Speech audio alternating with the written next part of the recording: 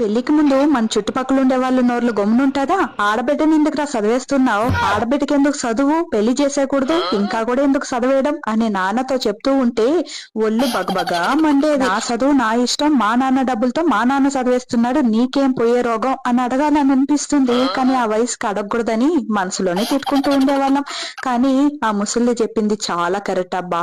ఆడవాళ్ళకి చదివేందుకు, వంట చేయడానికి చదువు కావాలా? అబ్బే అవసరం లేదు. ఇల్లు వాకులు ఓడవడానికి చదువు కావాలా? అబ్బే అస్సలు అవసరం లేదు. పిల్లలు కనడానికి చదువు కావాలా? అయ్యో రామ, అది మనకే తెలియకుండా పుట్టిపోతుంది, దానికి ఎందుకు చదువు? ఇక పిల్లల్ని పెంచడానికి ఏమన్నా చదువు కావాలా? అవసరం లేదు, అది ఆటోమేటిక్ గా తెలిసిపోతుంది. మనం చదివిన చదువు అంతా ఎప్పుడు యూస్ అవుతుందో తెలుసా? పిల్లలకి ఇల్లు నేర్పించేటప్పుడు, ఏబిసిడీలు నేర్పించేటప్పుడు అప్పుడు యూస్ అవుతుందబ్బా మన చదువు.